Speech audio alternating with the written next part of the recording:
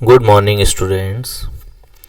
BA तृतीय वर्ष भूगोल विषय के सभी विद्यार्थियों, आपका यूट्यूब चैनल में एक बार पुनः स्वागत है और मैं उम्मीद करता हूँ आप लोग अच्छे से पढ़ाई कर रहे होंगे। मैं समय समय पर असाइनमेंट डाल रहा हूँ, वो आपके मेन एग्ज़ाम के लिए बहुत इम्पोर्टेंट हैं, इसलिए आप उन्हें समय समय पर वीडियो और नोट्स देख करके पढ़ करके आप अपने रजिस्टर में मेंटेन रखें ताकि आपको तैयारी के लिए पूरी सहायता मिल जाएगी।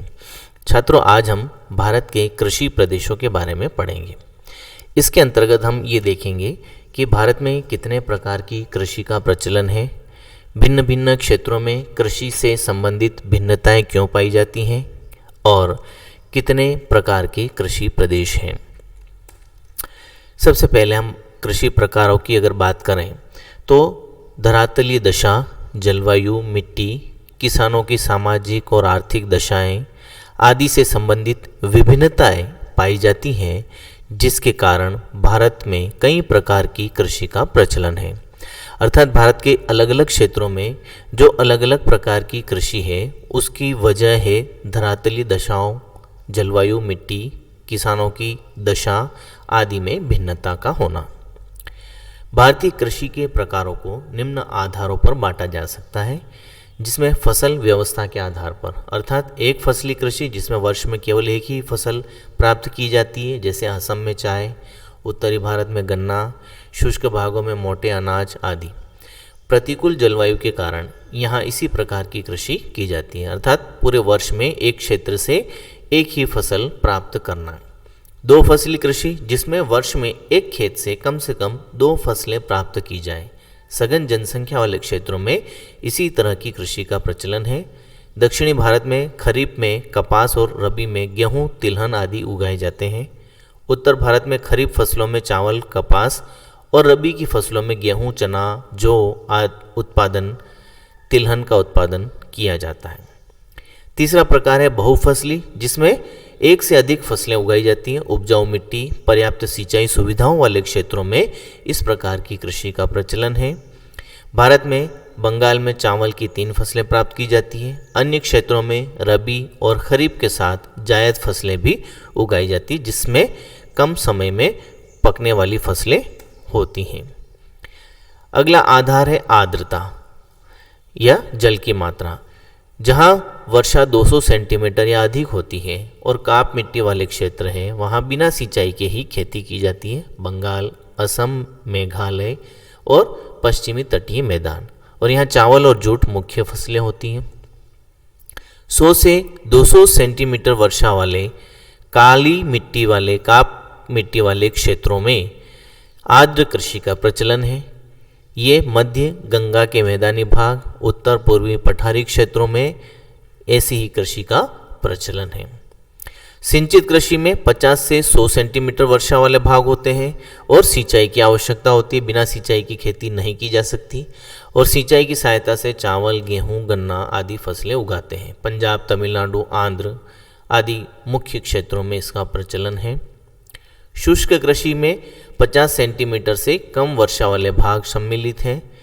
ऐसे भागों में ज्वार, बाजरा, चना, कपास आदि फसलें उगाते हैं। महाराष्ट्र, राजस्थान, दक्षिणी हरियाणा, गुजरात आदि शुष्क कृषि के क्षेत्र हैं। पर्वतीय कृषि के अंतर्गत कश्मीर, हिमाचल, उत्तराखंड आदि पहाड़ी क्षेत्र शामिल हैं, जहां घाटियों और ढालों पर सीढ़ीदार खेत बनाकर खेती करते हैं। चावल, चाय, आलू, मक्का आदि मुख्य फसलें होती हैं।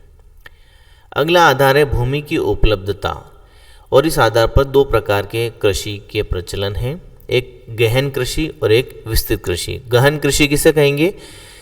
ऐसी कृषि वहाँ की जाती है जहाँ भूमि की तुलना में जनसंख्या घनत्व अधिक होता है, अतः सीमित भूमि में अधिक से अधिक उत्पादन का प्रयास किया जाता है। भारत में इसका अधिक प्रचलन है। उत्तम किस्म के बीजों, उर्वरक के प्रयोग से प्रति हेक्टेयर उत्पादन में काफ़ी बढ़ोतरी की गई है। खाद्यान्न का उत्पादन अन्य फसलों की तुलना में अधिक किया जाता है। तो यहाँ पर क्या होता है? भूमि की तुलना में जनसंख्या का घनत्व अधिक होता है, अतः अधिक जनसंख्या के भरण पोषण हेतु अधिक से अधिक उत्पादन का प्रयास किया जाता है और साथ ही खाद्यान्न फसलों के उत्पादन पर अधिक जोर दिया जाता है। विस्तृत कृषि क्या है?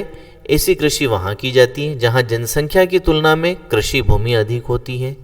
ऐसे क्षेत्र में बड़े आकार के कृषि फार्म होते हैं, मशीनों की सहायता से कृषि की जाती है और एक फसल की प्रधानता होती है।